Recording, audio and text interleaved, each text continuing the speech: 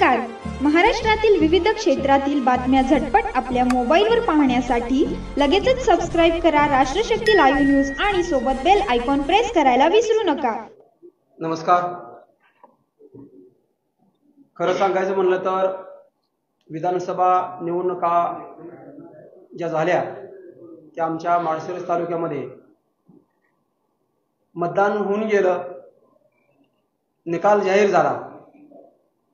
ईव्हीएमचा matter जो आमच्या गावात झाला त्यानंतर काही दिवसांनी राष्ट्रवादी काँग्रेस व काँग्रेसची टीम आमच्या गावामध्ये आली आणि त्यांनी आम्हाला प्रवृत्त केलं, असं सांगितलं की तुम्ही आम्हाला निवडणूक आयोगाच्या विरोधात तुमच्या गावामध्ये कुठं कुठं जे मतदान झालं ते विस्तृतपणे आम्हाला सांगा आणि त्या अनुषंगाने एक ॲफिडेव्हिट नावाचा ॲफिडेव्हिट त्यांना घेतलं आणि त्या प्रकारे तुम्ही चला आमच्या सोबत असं सांगून काय वॉर्डमध्ये क्रॉस व्हेरीफाय करण्यासाठी आम्ही गेलो.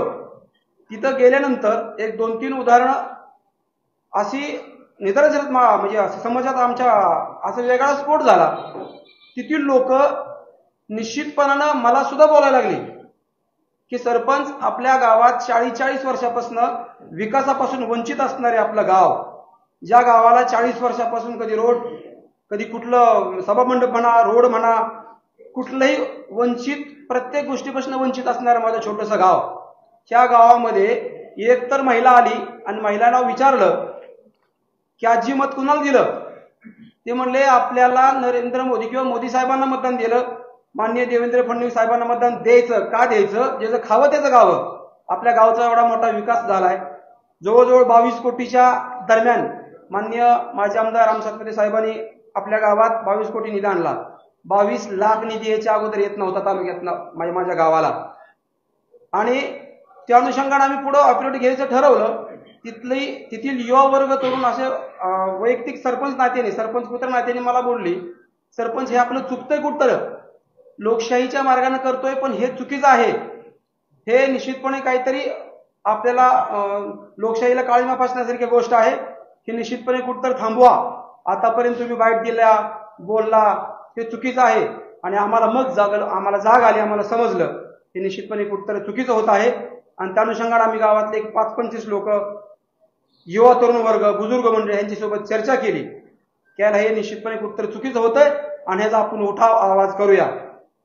मग त्यानंतर आम्ही अभिजित काका यांची चर्चा केली व आमचे मार्गदर्शक गोपीशेठ साहेब यांच्यासोबत चर्चा केली. त्यांनी आम्हाला निश्चितपणे सांगितलं की ठीक आहे, ह्याचा पाठपुरावा तुम्ही जर केलाय तर आपण ह्याचं पुढं हे करूया. आणि त्या अनुषंगानं आमच्या गावामध्ये निश्चितपणे माननीय शरदचंद्रजी पवार साहेब आले. त्याची अगोदर त्यांची गुप्त टीम आलती. त्या गुप्त टीमनं आम्हाला मॅनेज करण्याचा प्रयत्न केला की तुम्ही असं बोला, तसं बोला. बरंच कोण लोक यायची ना आम्हाला सांगायची सरपंच असं बोला, तसं बोला. पण हे गोष्टी आम्हाला निश्चितपणे चुकीचं वाटायला लागले. मी तर एका बाईटमध्ये त्यांना स्पष्ट सांगितलं, ती बाईट त्यांनी दिली नाही, की मला तुम्ही हे जे बोलताय ना, माझं गावच माझ्या टोटल विकासाच्या किंवा गावातच म्हणणं आहे की आपल्याला भाजप सरकारनं आजपर्यंत कधी एवढं होत नव्हतं, एवढं भरभरून दिलं, तर असं का बोलायचं. त्यांची टीम नाराज झाली. तर निश्चितपणे सांगतो, हे माननीय शरदचंद्रजी पवार साहेबांना जाणीवपूर्वक त्यांची टीम व त्यांनी हे मिळून केलेलं आहे.